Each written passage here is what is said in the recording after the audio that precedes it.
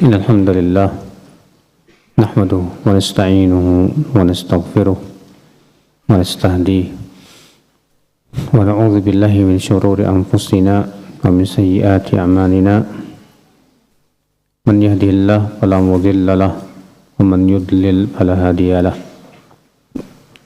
أشهد أن لا إله إلا الله وحده لا شريك له وأشهد أن محمدا عبده ورسوله قال الله تعالى في كتابه الكريم يا أيها الذين آمنوا اتقوا الله حق تقاته ولا تموتن إلا وأنتم مسلمون أما بعد. Kita lanjutkan hadis yang ke-65, bab man ahsana fil Islam lam yu'akhadh bima amila fil jahiliyah. Bab orang yang berbuat ihsan, berbuat kebaikan dalam Islam, maka tidak akan diberikan sanksi perbuatan dosa yang ia lakukan di masa jahiliyah. Disebut masa jahiliyah itu, akhi, ya, yaitu masa sebelum Islam. Adapun setelah Islam maka tidak lagi disebut apa? Masa jahiliyah. Ya. Dan bisa jadi seorang muslim terkadang jatuh kepada perangai jahiliyah. Maka ini disebut oleh para ulama dengan jahiliyah muqayyadah. Jahiliyah yang sifatnya terikat dengan perbuatan tertentu saja. Adapun dimutlakan dengan mengatakan masa jahiliyah, maka ini khusus masa sebelum Islam. Hadis 65, an Abdullah bin Mas'udin radhiyallahu anhu qala qala unasun li Rasulillah sallallahu alaihi wasallam ya Rasulullah anu akhadhu bima amilna fil jahiliyah.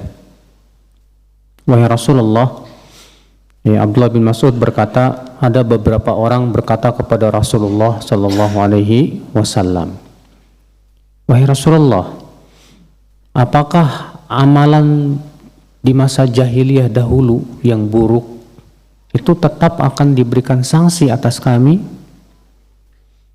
Qala amma man ahsana minkum fil Islam fala yu'akhadhu biha. Adapun orang yang berbuat ihsan di antara kalian dalam Islam, maka tidak akan disangsi.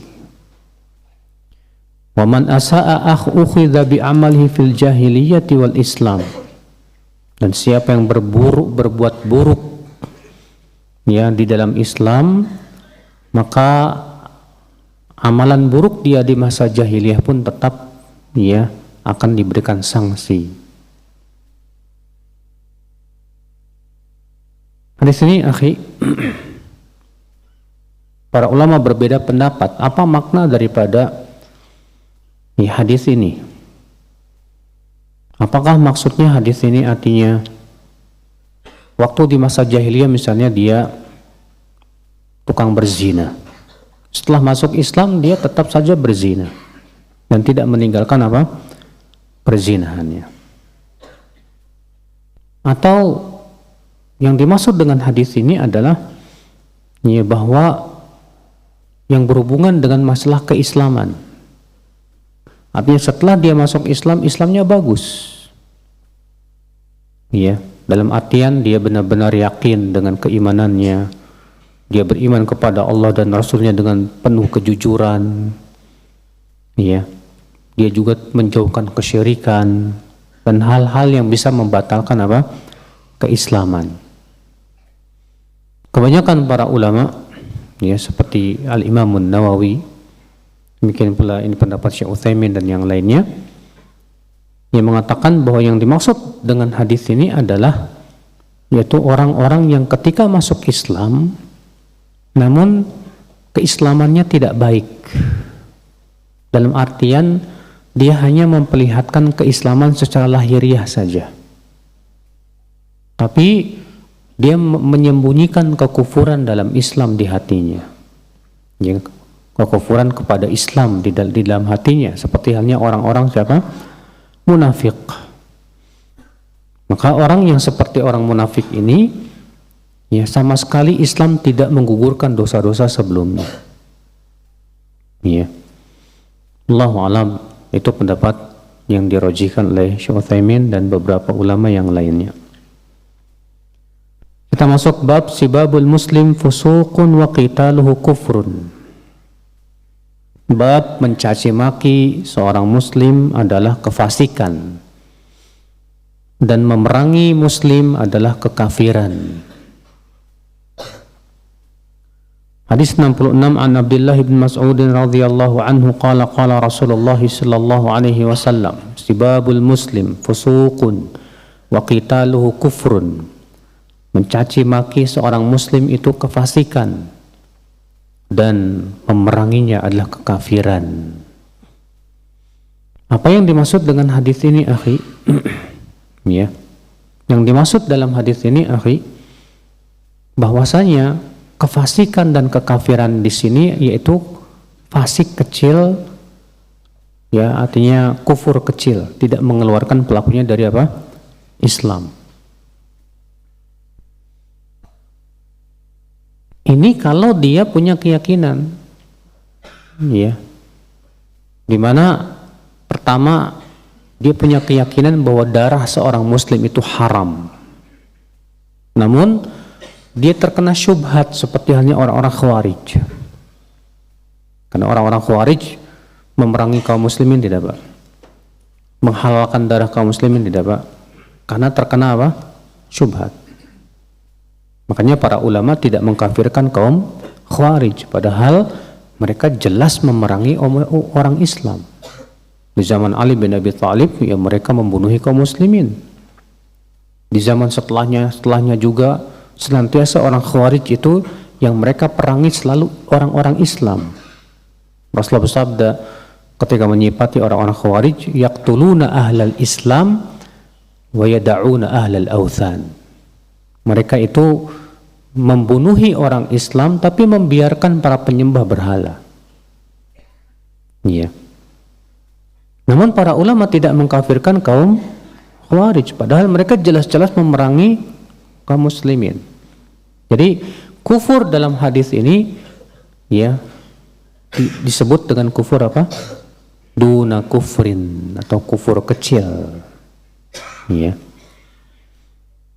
Dan sudah pernah kita bahas di akhul Islam bahwa kufur ada dua macam, ya. Ada kufur kecil, ada kufur apa? Besar. Apa bedanya? Bahwa kufur kecil tidak mengeluarkan pelakunya dari Islam. Sedangkan kufur besar ini bisa mengeluarkan pelakunya dari Islam. Hadis ini menunjukkan, akhi, bahwa mencaci muslim itu dosa besar. Mencaci maki seorang muslim itu termasuk dosa besar.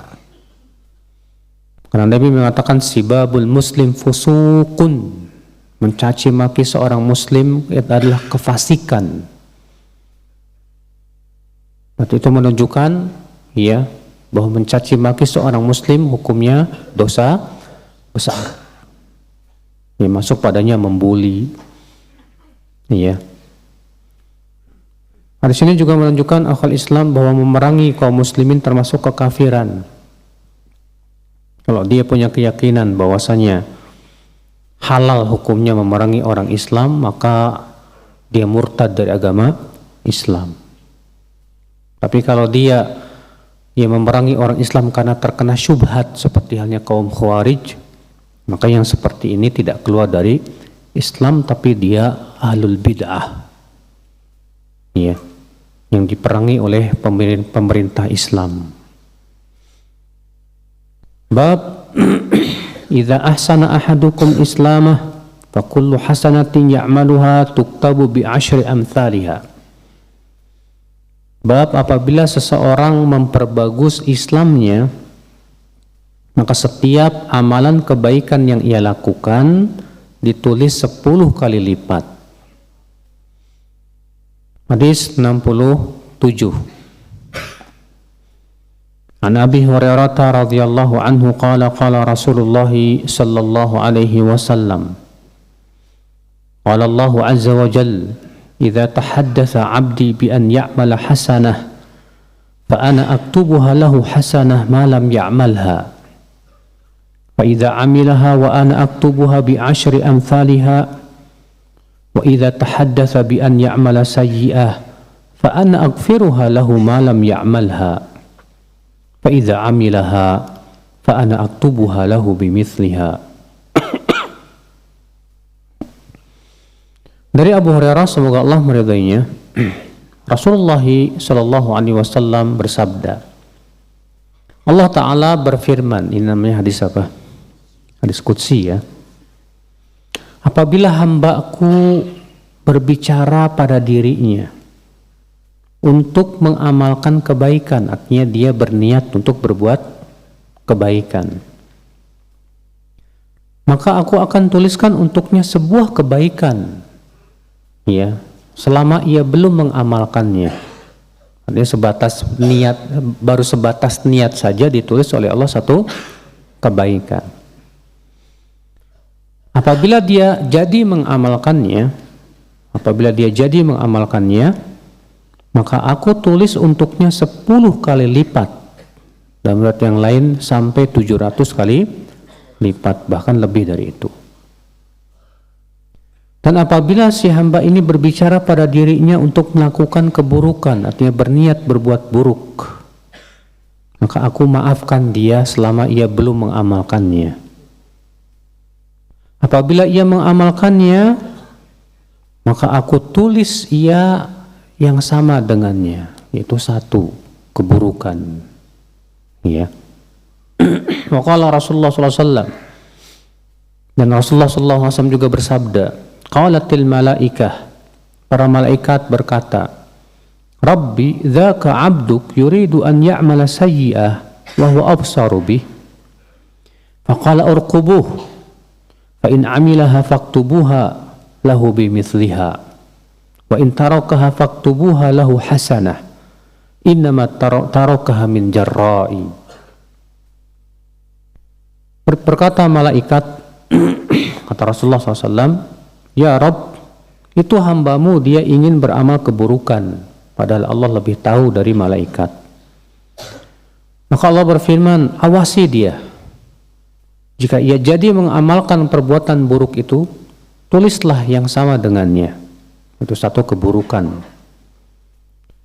Dan jika ia meninggalkan niat berbuat buruk tersebut, maka tulislah untuk dia satu kebaikan, karena ia tinggalkan perbuatan maksiat itu karena takut kepadaku. Waqala Rasulullah SAW, dan juga Rasulullah SAW bersabda, idza ahsana ahadukum islamah فَكُلُّ حَسَنَةٍ يَعْمَلُهَا تُكْتَبُ بِعَشْرِ أَمْثَالِهَا إِلَى 700 ضِعْفٍ وَكُلُّ سَيِّئَةٍ يَعْمَلُهَا تُكْتَبُ لَهُ بِمِثْلِهَا حَتَّى يَلْقَى اللَّهَ عَزَّ وَجَلَّ. Rasulullah SAW sabda, apabila salah seorang dari kalian memperbagus Islamnya, maka setiap kebaikan yang ia lakukan ditulis 10 kali lipat sampai 700 kali lipat. Dan setiap keburukan yang ia lakukan ditulis sama dengan, yaitu satu keburukan saja, sampai ia bertemu dengan Allah Subhanahu wa ta'ala. Hadis ini akhi menunjukkan yang pertama, yaitu adanya pencatatan amal, dan bahwasanya manusia itu amal-amalnya dicatat. Amal kebaikan dicatat oleh malaikat yang ada di sebelah kanannya, dan amal keburukan dicatat oleh malaikat yang ada di sebelah apa? Kirinya. Namun ya sebagian kita taunya nama malaikat itu apa? Raqib dan Atid. Padahal Raqib dan Atid itu bukan nama, Pak.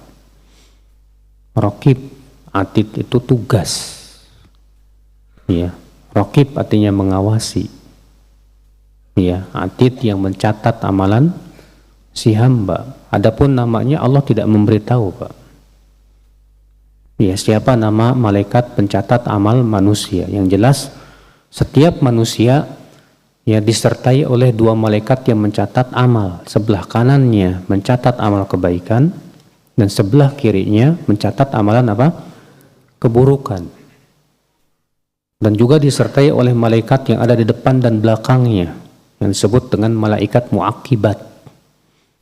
Ya Allah firmankan lahu muaqibatum min baini yadayhi wa min khalfihi yahfazunahu min amrillah.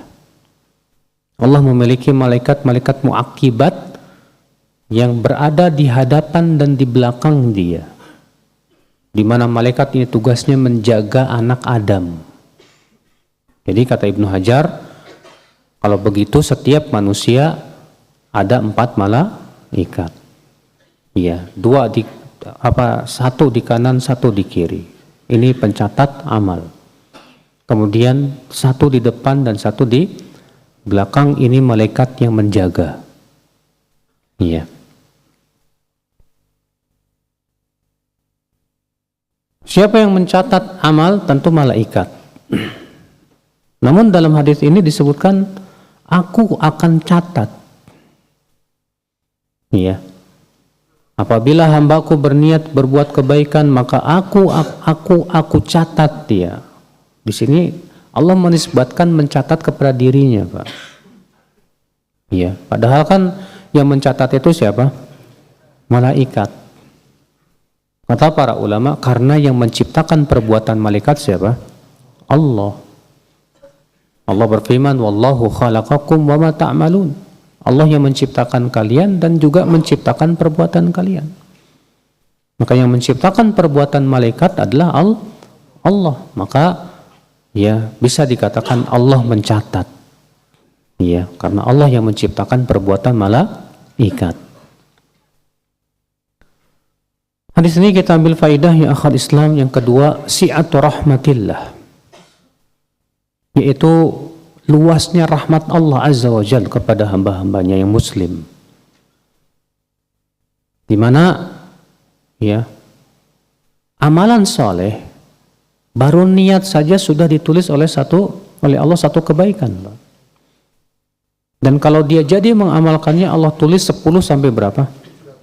700. Masya Allah. Itu menunjukkan akan rahmat Allah dan kasih sayangnya. Tapi untuk keburukan, Pak, Allah tuliskan hanya berapa? 1 saja. Masya Allah. Kalau ternyata dia baru niat saja, belum mengamalkan, belum ditulis apa-apa. Kalau dia tidak jadi mengamalkannya, Allah tulis 1 kebaikan buat dia. Bukankah itu menunjukkan akan rahmat Allah dan kasih sayangnya kepada hamba-hambanya? Ya, karena Allah tahu manusia itu tempatnya dosa. Rasulullah bersabda, kullu bani Adam khata'. Setiap anak Adam itu pasti banyak berbuat salah. Maka rahmat Allah subhanahu wa ta'ala dan kasih sayangnya, karena si hamba adalah manusia yang banyak berbuat dosa, ternyata untuk dosa ditulis 1. Tapi untuk amalan soleh ditulis oleh Allah 10 sampai 700 kali lipat. Namun ada enggak orang yang beramal soleh ternyata ditulis oleh Allah kurang dari 10? Ada. Dalam hadis disebutkan, wa inna ahadakum la yansarifu min salati wa ma kutiba lahu illa ushuruhu wa tus'uhu wa thumunuhu ya wa sub'uhu wa thumunu wa sudusuhu wa khumusuhu wa rubu'uhu wa thuluthuhu wa nisfuhu. Kata Rasulullah, ada salah seorang dari kalian setelah selesai sholat hanya ditulis dari pahala 1/10 saja. Ada yang ditulis 1/9, ada yang ditulis 1/8, ada yang ditulis berapa? 1/7, 1/6, 1/5, 1/4, 1/3, setengah. Masya Allah. Ada yang ditulis oleh Allah lebih dari 10 sampai 700 kali lipat. Ya, kenapa bisa terjadi itu? Ya, karena banyak faktor, Pak. Ada 2 orang, dua-duanya sholat tahiyat masjid. Tapi yang satu dapat pahala misalnya 20, yang satu dapat pahala 10. Apa yang bisa Membedakannya banyak, diantaranya keikhlasan. Bisa jadi keikhlasannya beda, yang satu keikhlasannya 100%, yang satu ikhlasnya 90%. Di antaranya kekhusyuan. Yang satu khusyuk, Masya Allah. Tapi yang satu tidak khusyuk, mikirkan ke sana kemari. Ya. Banyak faktor akal Islam yang menyebabkan ya pahala itu berbeda. Beda hanya Allah yang Maha tahu. Ya. Hadis ini akal Islam kita ambil faidah yang ketiga. Dari hadis ini kita ambil faidah bahwa niat seorang mukmin itu lebih baik daripada amalnya. Niat seorang mukmin itu lebih baik daripada apa? Amalnya. Kenapa demikian? Pertama, karena sebatas niat saja sudah dapat pahala. Belum beramal dia, baru niat aja. Saya berniat besok mau ya bersedekah, baru berniat aja udah dikasih satu pahala, Masya Allah. Bagaimana kalau misalnya kita memperbanyak niat-niat kebaikan, Masya Allah. Iya. Betapa banyak pahala yang bisa kita lakukan. Makanya kata Ibnu Qudamah, hendaknya seorang muslim itu memperbanyak niatnya, supaya dengan niat itu dia banyak mendapatkan apa? Pahala. Iya. Kemudian akal Islam, kalau dia mengamalkan, kalau dia beramal, ditulis oleh Allah berapa? 10 sampai ke 700 kali lipat, Masya Allah. Bahkan terkadang ya akhi, orang yang punya amalan yang sifatnya rutinitas, amalan yang sifatnya apa? Rutinitas. Ketika ia tinggalkan amalan yang sifatnya rutinitas itu karena adanya uzur, itu tetap ditulis oleh Allah sempurna. Sebagaimana dalam hadis Rasulullah SAW sabda, "Idza maridal 'abdu aw safar, kutiba lahu min salatihi ma kana muqiman sahih." Ya, muqiman sahihan. Apabila seorang hamba sakit atau dia safar, bepergian jauh, maka dicatat untuknya dari salat yang ia biasa lakukan itu seperti ia apa? Mukim dan sehat. Artinya pahalanya sama ketika dia tidak sakit. Pahalanya sama ketika dia apa? Tidak safar. Kenapa? Karena rutinnya itu, Pak.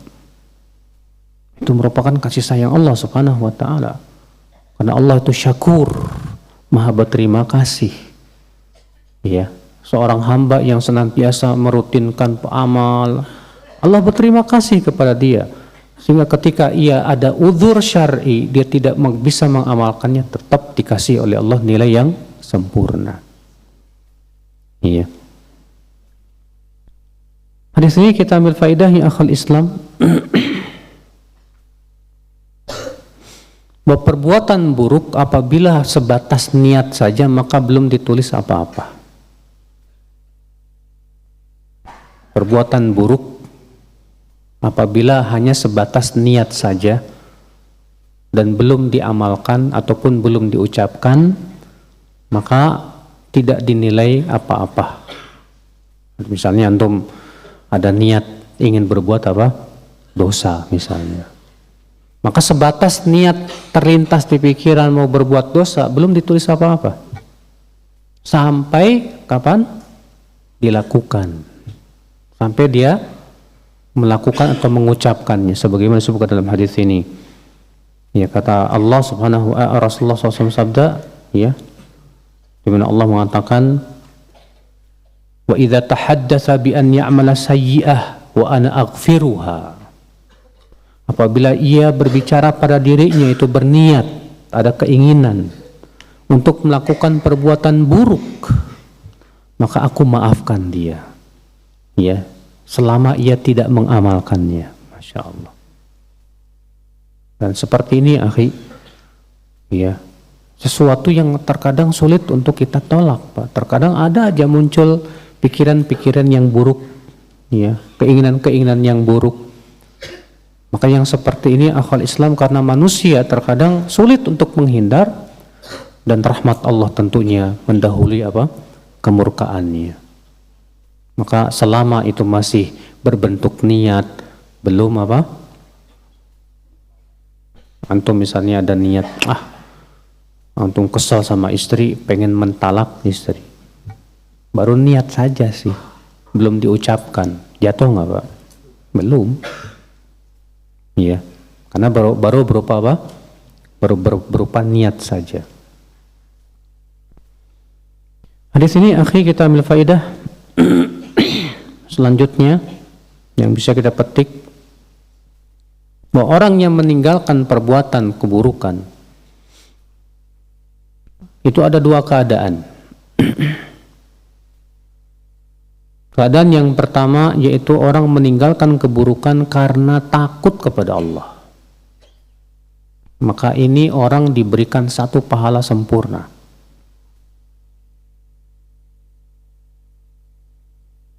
Keadaan yang kedua, orang yang meninggalkan keburukan bukan karena takut kepada Allah.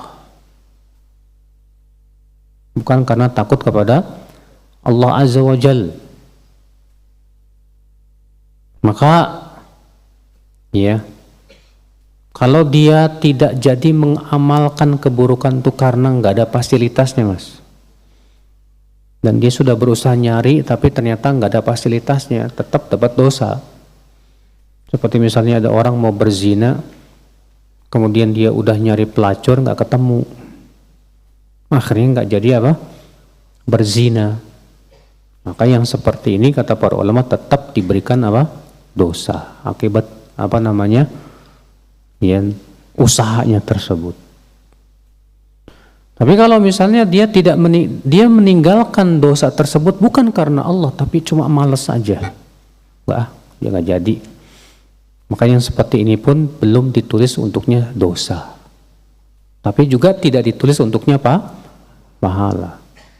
Orang yang meninggalkan keburukan yang ditulis untuknya pahala adalah jika ia tinggalkan keburukan itu karena Allah. Makanya disebutkan dalam hadis ini, innama tarakaha min jarra'i. Dia tinggalkan ya perbuatan buruk itu karena dia takut kepadaku, kata Allah.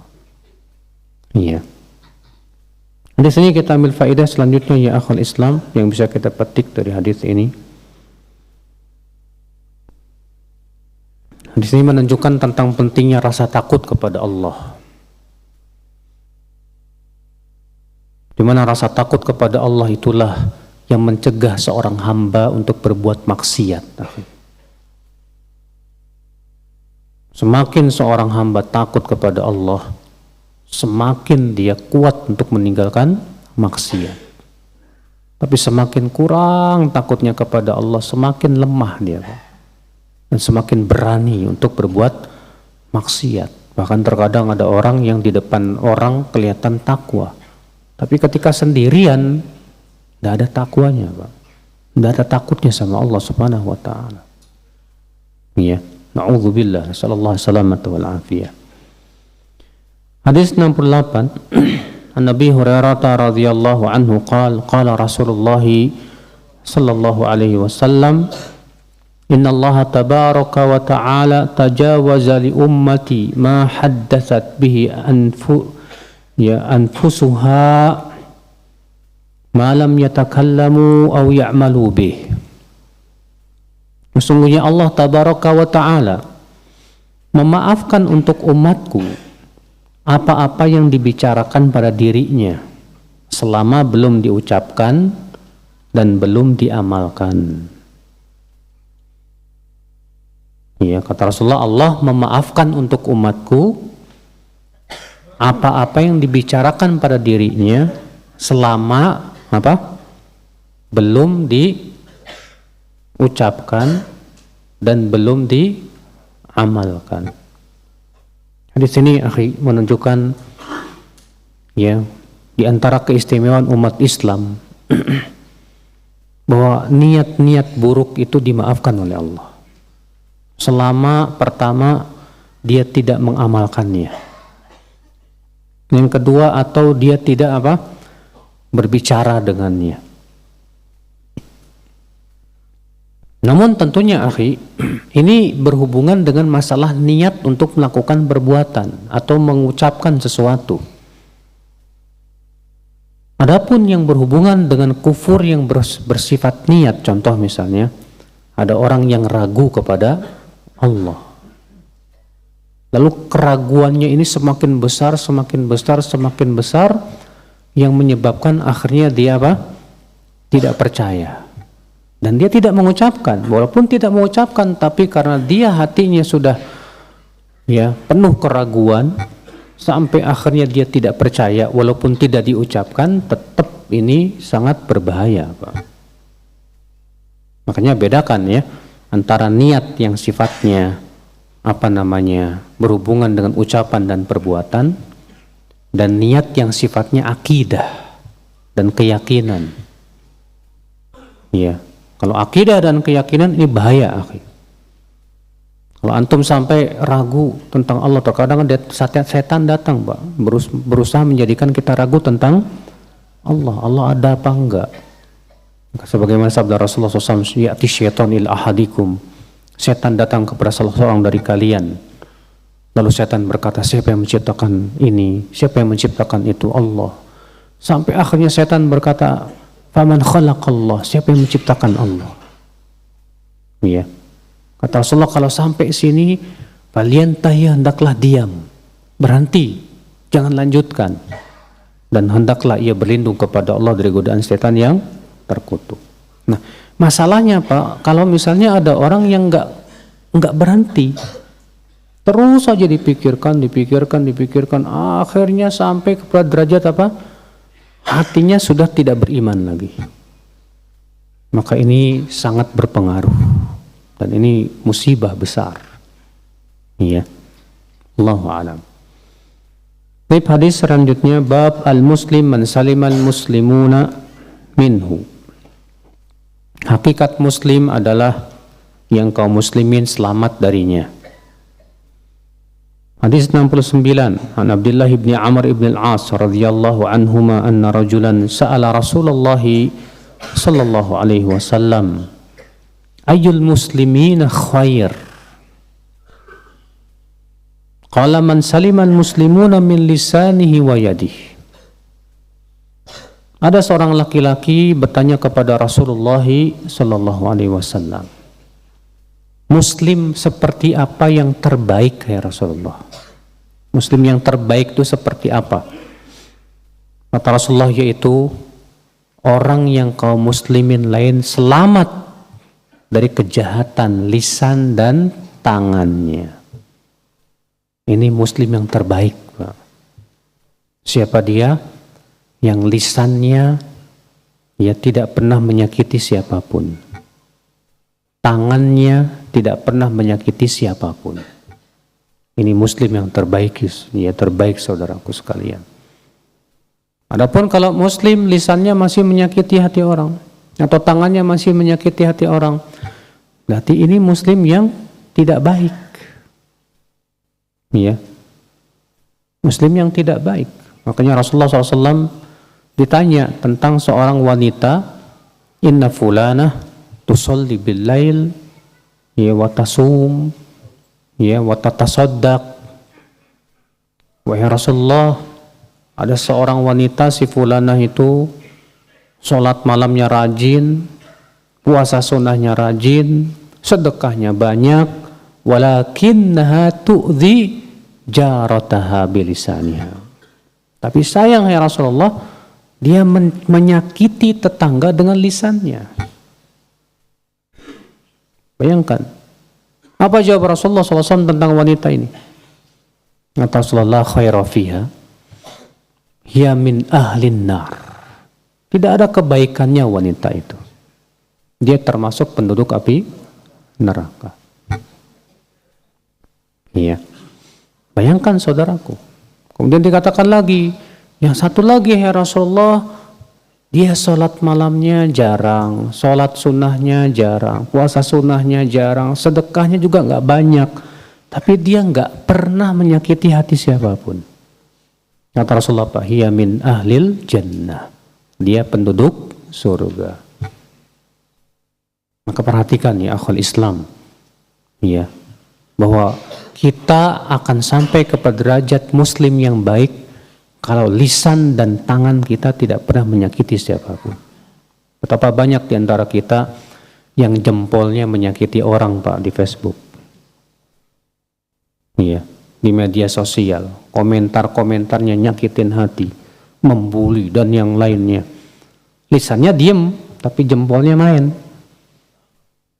Ya, seperti ini sama aja ya akhwal Islam. Berarti dia menyakiti seorang muslim. Karena yang harus kita pahami bahwa menyakiti seorang muslim itu termasuk dosa besar. Sebagaimana dalam hadis yang sudah kita sebutkan tadi, sibabul muslim fusukun, mencaci maki seorang muslim apa?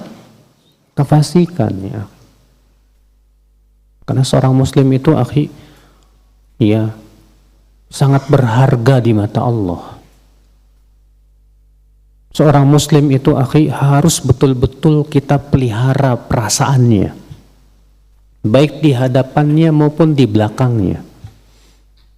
Di hadapannya kita dilarang untuk mengucapkan kata-kata yang menyakiti hatinya. Di belakangnya kita dilarang untuk menggibahnya. Ya, besar ya akhi kehormatan seorang muslim di sisi Allah Subhanahu wa ta'ala. Kecuali kalau si muslim ini melakukan perbuatan-perbuatan yang memperbolehkan kita untuk menggibahnya, nggak masalah. Iya, akhwal Islam. Kita lanjutkan bab man amila ya birran fil jahiliyah thumma aslam. Bab orang yang melakukan kebaikan di masa jahiliyah kemudian masuk Islam. Artinya ketika dia sebelum masuk Islam, Pak, dia banyak berbuat baik, Pak. Ya. Nah, kemudian dia masuk Islam. Nah, amalan kebaikan masa jahiliyahnya ini gimana nih? Ditulis apa enggak nih? Iya. Kalau tadi kan kebalikannya. Dulu dia berbuat buruk di masa Islam. Ya, kemudian setelah Islam, ya, bagaimana keadaannya? Apakah perbuatan buruknya itu digugurkan atau tidak? Dan sudah kita sebutkan bahwa Islam itu menggugurkan dosa-dosa sebelum Islam. An Urwah ibn Zubair an Hakim ibn Hizam akhbarahu annahu qala li Rasulillah sallallahu alaihi wasallam ara'aita umuran kuntu atahannathu biha fil jahiliyah min sadaqatin aw ataqatin aw silati rahmin afiha ajrun faqala lahu Rasulullah sallallahu alaihi wasallam aslamta ala ma aslamta min khairin. Dari Urwah ibn Zubair bahwa Hakim bin Hizam mengabarkannya bahwasanya ia berkata kepada Rasulullah sallallahu alaihi wasallam, bagaimana pendapatmu hai Rasulullah tentang amalan-amalan dahulu yang aku lakukan di masa jahiliyah berupa sedekah, memerdekakan hamba sahaya, menyambung silaturahim. Apakah aku dapat pahalanya? Maka Rasulullah SAW bersabda, kamu masuk Islam dengan membawa pahala ya dahulu dari berbuat kebaikan.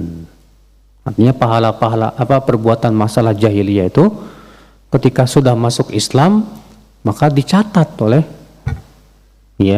Allah Subhanahu wa taala. Ya. Karena kan amal soleh orang kafir, Pak, orang yang tidak beriman itu tidak ada manfaatnya sebetulnya. Allah berfirman, la in asyrakta la yahbatanna amaluk. Kalau kamu berbuat syirik, batal amalmu. Tapi ketika dia masuk Islam, maka amal soleh dia di masa jahiliyah itu dicatat semuanya oleh Allah Subhanahu wa taala dan diberikan apa? Pahala, Masya Allah. Ini menunjukkan akan keistimewaan Islam dan rahmat Allah Subhanahu wa ta'ala yang luas sekali ya kepada hamba-hambanya. Bab at-tahdhir minal ibtila. Bab waspada dari ujian. Artinya jangan pernah kita merasa aman dari yang namanya ujian. Ya. An Hudzaifah radhiyallahu anhu qala kunna ma'a Rasulillah sallallahu alaihi wasallam faqala uhsuli kam yalfadhul Islam. Qala faqulna ya Rasulullah atakhafu alaina wa nahnu ma baina 600 ila 700. Qala innakum la tadrun la'allakum an tubtalu. Qala fabtulina hatta ja'ala rajul minna la yusalli illa sirra. Dari Hudzaifah, semoga Allah meridainya, ia berkata, kami pernah bersama Rasulullah sallallahu alaihi wasallam. Kemudian Rasulullah bersabda, coba hitung berapa orang yang mengucapkan Islam.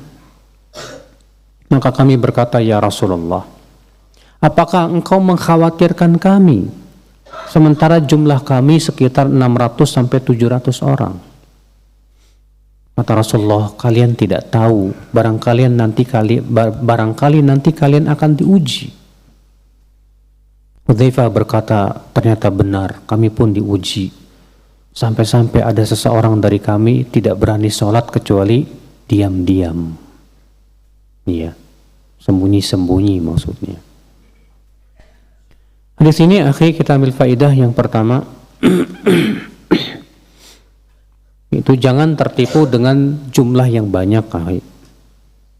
Jangan merasa kita hebat dengan jumlah yang banyak.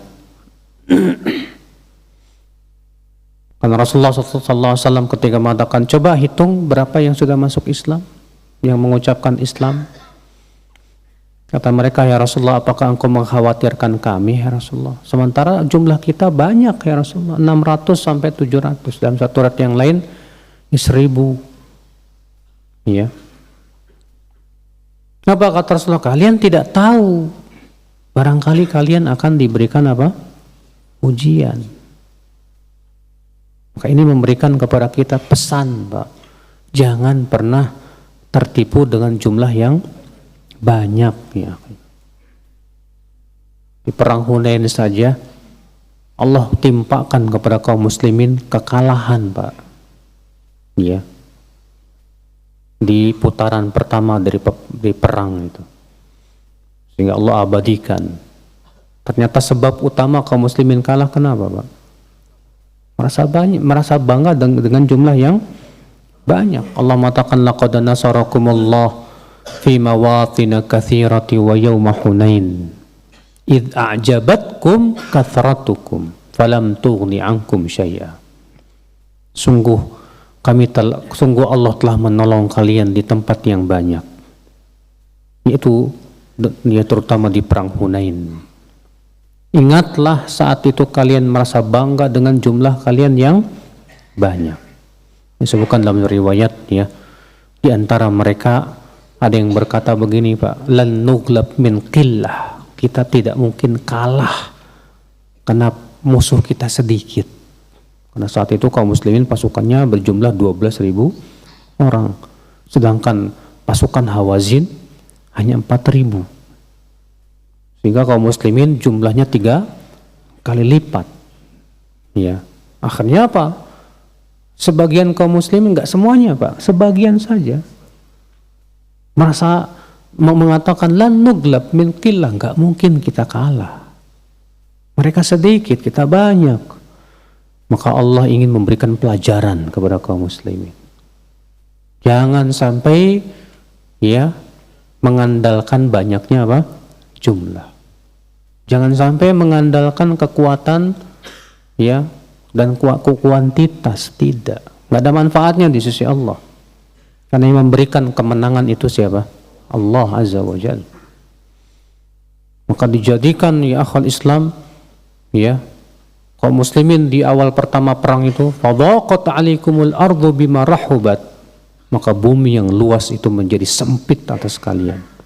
Tsumma wallaitum mudbirin, kemudian kalian pun lari tunggang langgang. Bayangkan, subhanallah. Makanya, akhi, jangan pernah kita berbangga dengan jumlah yang banyak, akhi. Di sini kita ambil faidah yang kedua, akhi, yaitu jangan merasa aman dari makar Allah Azza wa Jalla. Jangan pernah merasa aman dari makar Allah.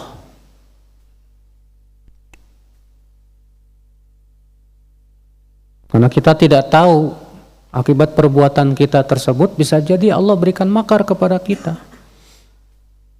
yang akhirnya kita rugi. Ya. Hadis ini menunjukkan juga ya akal Islam yang bisa kita petik dari hadis ini, yaitu bahwasannya terkadang seorang muslim itu ditimpa dan diuji oleh Allah dalam agamanya. Dan ini musibah yang sangat berat, Pak. Musibah yang menimpa agama seseorang itu lebih berat daripada musibah yang menimpa apa? Dunia. Makanya Rasulullah berdoa, wala taj'al musibatana fi dinina.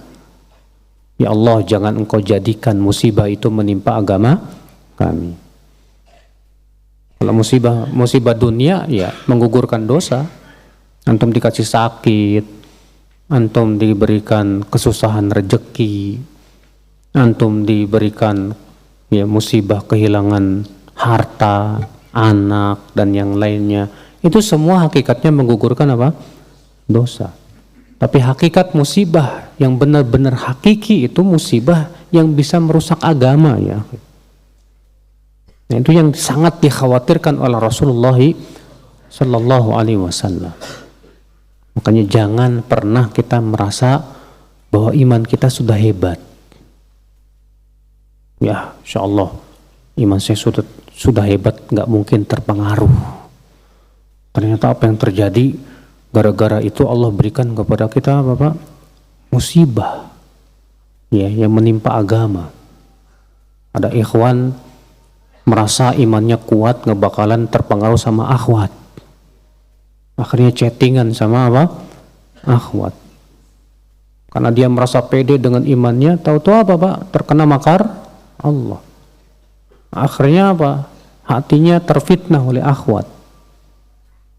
Akhirnya apa? Karena menganggap remeh, chattingan, lama jatuh kepada apa?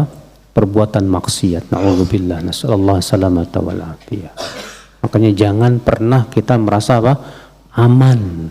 Jangan, ya. Ya, demikian wabillahi taufik. Assalamualaikum warahmatullahi wabarakatuh.